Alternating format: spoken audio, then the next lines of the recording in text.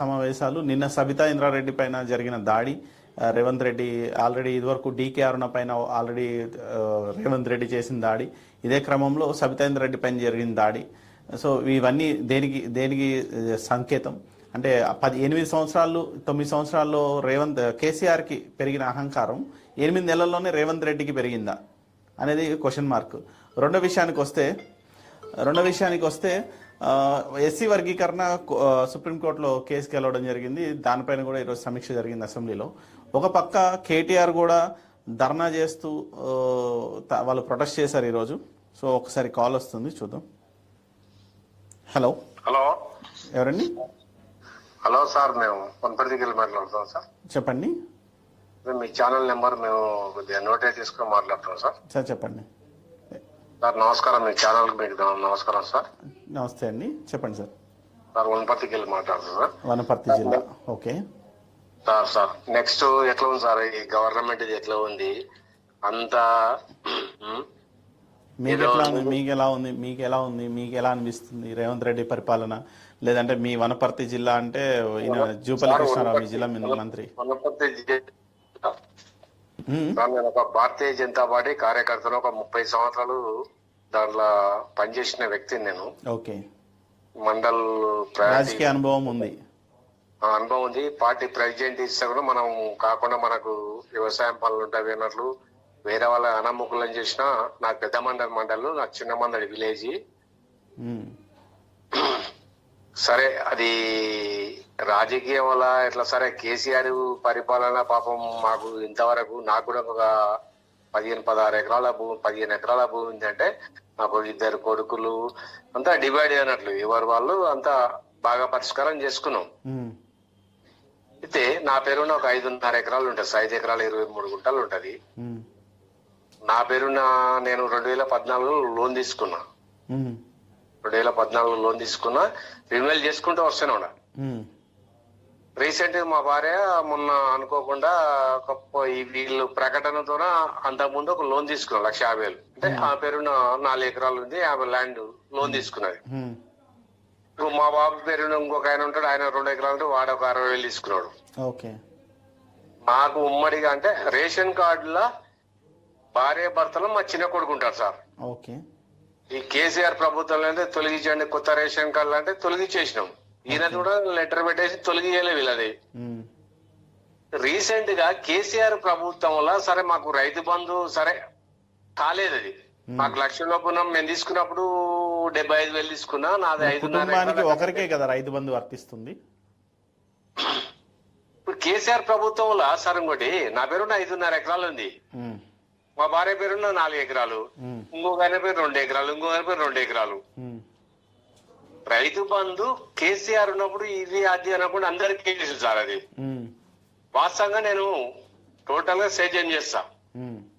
Total నాకు ఎంత పొలం ఉందో అంతా సేద్యం చేస్తా. ఒక 10 ఎకరాల దాకా నాకు ఒక 4 బోర్లు ఉంటాయి. సరే కేసీఆర్ నీళ్లు రాకపోయినా నేను కష్టపడి చిలక సేద్యం చేస్తుంటే, మక్కలు వేస్తుంటే, పత్తి నాడుతుంటే, ఇంకా లేబర్ ప్రాబ్లంతో మొత్తం ఒక 10-15 ఎకరాలు మొత్తం సరే లేబల్ చేసి ఆడో బోర్ ఒక 4 బోర్లు వేసిన. కేసీఆర్ పోయింది, నీళ్ళు బంద్ అయిపోయినాయి. గ్రౌండ్ వాటర్ కూడా తగ్గిన. పోయినసారి మా ఆయన 8 ఎకరాలు నాటితే 8 ఎకరాలు కంప్లీట్ ఒక 6 ఎకరాలు ఎండిపోయింది, ఒక 2 ఎకరాలు అయిపోయింది. ఈయన రైతు బంధు వేస్తాను కూడా ఎకరాం పెట్టి లాస్ కేసేసి అయిపోయింది. పోయినసారి మా ఆయన కూడా నీళ్ళు వాటర్ రాలేదు సార్. ఇప్పుడు కూడా వీళ్ళ కాల్మూర్తంతోన కాంగ్రెస్ వాళ్ళ కాల్మూర్తంతో 50 ఏళ్ళకి వెళ్ళి పరిపాలన చూసి కన్నులోటమైనట్లు పాపం మా పార్టీ ధిక్కరించి కాంగ్రెస్ కొట్టేసి చెప్తాను నేను కొట్టుకున్నా అనిపిస్తుంది నాకు. అందరి పరిస్థితి అట్లే ఉంది. కాంగ్రెస్ కి గత 8 సంవత్సరాలుగా కేసీఆర్ కి 8 సంవత్సరాల్లో వచ్చిన అహంకారం 8 నెలల్లోనే రేవంత్ రెడ్డికి వచ్చింది. పాపం 8 ఏళ్ళకి వెళ్ళి పాపం ఇంకోటి సార్, కేసీఆర్ ఒకటి బిడ్డను కొడుకుని తీసుకురాకపోతే కేసీఆర్ ఇంచుమించు ఒక ఉద్యమకారుడు. సరే ఒక ఉద్యమకారులు అంతా అందరూ ఉద్యోగస్తులు, నిరుద్యోగస్తులు, రైతులు అంతా ధర్నా చేస్తే తెలంగాణ వచ్చింది. దానికి పట్టు ఒకటి ఏంది, విఠల్ రాజేందర్, కేసీఆర్. నేను పాపం అటువంటి వాడు పాపం 8 ఏళ్ళకెళ్ళి రాజకీయం అనుభవం సీఎం చేస్తే 8 నెలలకే ఎంత వ్యతిరేకత వచ్చింది. రైతుల మీద ఎందుకు వచ్చింది, నిరుద్యోగస్తుల మీద ఎందుకు వచ్చింది, ఆ పింఛన్లు ఆపడమేంది, అదేంది ఇదేంది, గుంతలు తీస్తేనే ఉండరు.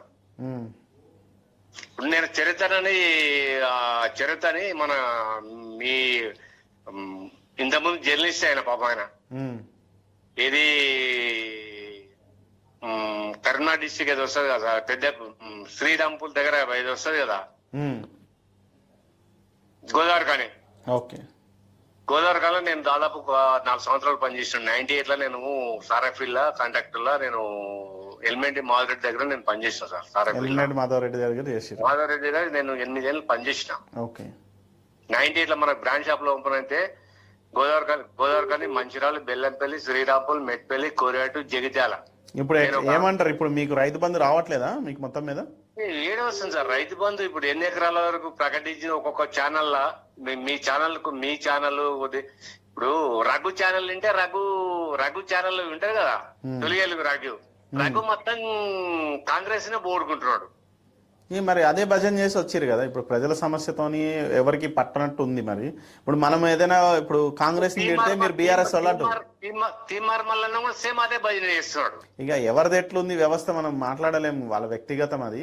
కానీ ఇప్పుడు ఏమైతుందంటే ఇప్పుడు ఓకే టీవీ తరపున మనం ఏదైనా రేవంత్ రెడ్డిని క్వశ్చన్ చేసినా, ఐఏఎస్లు మార్చలేదని క్వశ్చన్ చేసినా, లేదన్నా కన్స్ట్రక్టివ్ వేలో వెళ్ళట్లేదు, అడ్మినిస్ట్రేషన్ బాగాలేదు అని మనం ఏదైనా సూచనలు చేసినా కామెంట్ చేస్తూ వస్తున్నాయి. అంటే ఓకే టీవీలో మార్నింగ్ న్యూస్ లో కానీ, గరం చే వార్తల్లో కానీ, లేదంటే ఏదైనా కంటెంట్ మేము పెట్టి దానికి టైటిల్ ఇచ్చినా కూడా మీరు అమ్ముడు వేయరు బీఆర్ఎస్ అంటారు. సరే, అమ్ముడు వేయదు ఉంటే గత ప్రభుత్వంలో కాంగ్రెస్ వాడు ఎంత ఇచ్చిండు, ఒకవేళ కాంగ్రెస్ వాడు గత ప్రభుత్వంలో ఇచ్చింటే అదే ఇప్పుడు కూడా ఇస్తుంటుంది కదా, ఇప్పుడు ఎందుకు వ్యతిరేకత అవుతుంది? నేను సొంతంగా జీతాలు కట్టుకొని కష్టపడి సంపాదించి యాడ్స్ తెచ్చుకొని అవి చేసి ఇవి చేసి ఇళ్లలో పుస్తకాలు దాకా పెట్టిన పైసలు తీసుకొని వచ్చి నడిపిస్తున్న పరిస్థితి కొంతమంది మీడియా ఛానల్ పరిస్థితి. ఇలాంటి పరిస్థితుల్లో కొంతమంది భజన చేసే బ్యాచ్ అందరూ ఒక పక్క ఉండి వాళ్ళ దగ్గర చేసుకుంటూ వాళ్ళు పబ్బం గడుపుకుంటున్నారు. ఇద్దరు ముగ్గురే ఉన్నారు. ఇద్దరు ముగ్గురు మెయిన్ ఛానల్స్ ఎలాగో పట్టించుకోవడం మానేసినాయి. నేను ఇంచుమించు రోజుకు నేను దాదాపు ఒక రాత్రికి 7:30 నుంచి 9 గంటల దాకా ప్రతి ఛానల్ వింటాను. ఎవరెవరు బయట చేస్తున్నారు, ఎవరెవరు తాళం కొడుతున్నారని ప్రతి ఛానల్ వింటూనే ఉంటా. మనకు అనుకున్న ఛానల్ నేను నెంబర్ నోటేట్ చేసుకుంటా, బుక్ లో రాసుకుంటా. ఓకే, మీ విశ్లేషణ ఏంటి ఓకే టీవీ గురించి? అన్నా బాగుంది, జనాల కోసం మీరు పోరాడుతున్న హ్యాపీ, సంతోషం. ఇది ఎక్కడైనా అమ్ముడిపోయినట్టే తెలుస్తుంది. అంటే గత ప్రభుత్వంలో కాంగ్రెస్ ని జోగారు, ఇప్పుడేమో బీఆర్ఎస్ ని జోగుతున్నారు, మీరు బీఆర్ఎస్ అమ్ముడు పోయారని మాటలు వస్తున్నాయి. అట్లాంటి ఆలోచన ఏమైనా ఉందా మీకు? నేను అట్లా ఉంటే మీకు ఎందుకు ఫోన్ చేస్తా నేను మీకు? అంటే ఇక్కడ ఏమైపోయిందంటే పార్టీల పరంగా ఛానళ్లు కూడా విడిపోయినాయి వాస్తవం. కానీ మేము గత ప్రభుత్వంలో ఉన్నప్పుడు ఇదే సబితేందర్ రెడ్డి గారి మీద ఏదో ఇష్యూ వస్తే, లేదంటే టీఎస్పీఎస్సీ పేపర్ లీకేజ్ అప్పుడు, లేదంటే కొన్ని స్కూల్స్ ఇష్యూస్ మీద కూడా మనం ఆమెను ఇది చేసినాం, డైరెక్ట్ గా ప్రశ్నించాం మనం.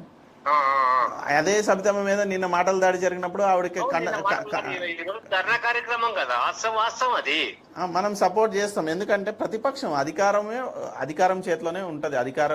అధికారంలో ఏ ప్రభుత్వం అయితే, ఏ పార్టీ అయితే ఉంటుందో ఆ పార్టీకి సంబంధించిన వాళ్ళ చేతిలోనే అధికారం ఉంటది కాబట్టి వాళ్ళనే ప్రశ్నించగలుగుతాం. అవును. సో ఇక్కడ వ్యవస్థ ఎలా అయిపోయిందంటే జోగేటోళ్ళకేమో మావోడు అంటారు, జోగకపోతేనేమో అమ్ముడు పోయినాం అంటారు. ఎన్ని దినాలు అమ్మడపోతారు, ఎన్ని దినాలు చేస్తారు, మళ్ళీ ఏముంది, అయిపోయి 8 నెలలు అయిపోయాయి. కవిత కూడా వెళ్ళి 6 నెలలు అవుతుంది. ఇంత ప్రభుత్వమే ఉండింటే ఈ పార్టీకి ఆయన తెచ్చుకుంటుండే కదా. కేసీఆర్ ని మనల్ని అనేది ఏముంది, ఆయన ఫెయిల్యూర్ ఆయనకే తెలుస్తుంది కదా, తెచ్చుకుంటుండే. అదేనా? ఓకేనా ఓకే టీవీకి చేసినందుకు. అయితే మీకు సమస్య ఏంటంటే రైతు రుణమాఫీ కాలేదు.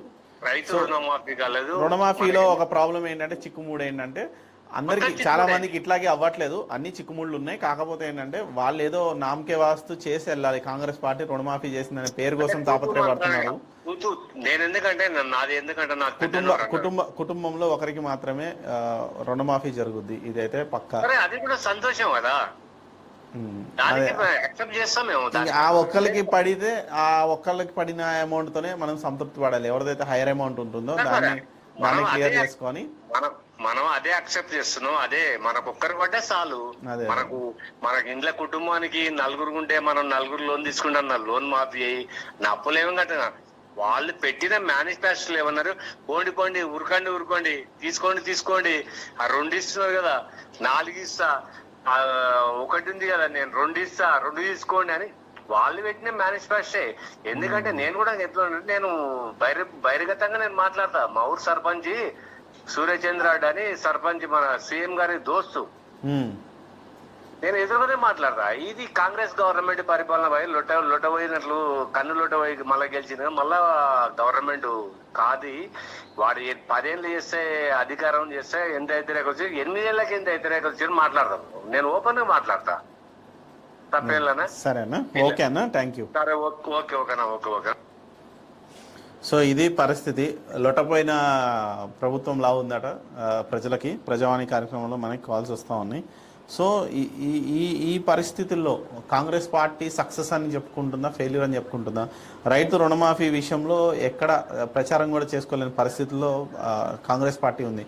కొన్ని వేల కోట్ల రూపాయల ఫండ్ ఇచ్చినా కూడా ఎవరిని ఇప్పుడు సంతోషపెట్టే పరిస్థితుల్లో లేదు. ఎందుకంటే కుటుంబానికి ఒకరికి అని, లేదంటే బ్యాంకుల్లో రకరకాల గొడవలు జరుగుతున్నాయి. వీటన్నిటి దృష్ట్యా మొత్తం గందరగోళం ఏర్పడింది. రెండోది, ఈరోజు కేటీఆర్ పరిస్థితి చూస్తే గతంలో కేటీఆర్ అహంకారంతో విరవీగిన పరిస్థితి. అదే అహంకారము ఈ 6 నెలల్లోనే చాలా వరకు తగ్గిపోయింది. సో ఇంకా గాంభీర్యం నటిస్తున్నాడు ఆయన, ఇంకా మాకేదో గాంభీర్యంగా నటిస్తున్నాడు. దీని అంతటికి కారణం కేసీఆర్ మాట తీరే. కేసీఆర్ ఎప్పుడైతే అహంకారం నీకేందివా చెప్పేది అని చెప్పి ఆయన ఎప్పుడైతే అడ్డం తిరిగి మీడియాతో దురుసుగా ప్రవర్తించి ఆయన ఇష్టారాజ్యంగా వ్యవహరించాడో ఈ 3 ఏళ్ల పాటు గత ప్రభుత్వంలో ఉన్నప్పుడు, సో అదే ఆయనకి తిప్పికొట్టింది.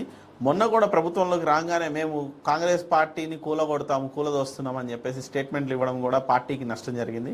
సో పార్టీ మీద ఎవరికి క్రెడిబిలిటీ లేకపోయింది.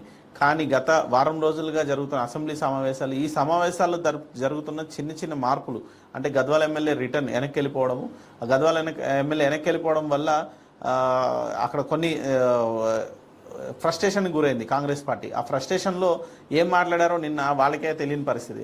అసలు రేవంత్ రెడ్డి అన్న వ్యాఖ్యలకి, బట్టి గారు అన్న మాటలకి సంబంధం లేదు, పోలిక లేదు. బట్టి గారు అన్న వ్యాఖ్యలు వేరు, అసలు రేవంత్ గురించి సబితమ్మ చెప్తున్న మాటలు వేరు. సో ఎక్కడికక్కడ పొంతలు లేని పరిస్థితి. కాల్ వస్తుంది, చూద్దాం. హలో, హలో, ఎవరండి?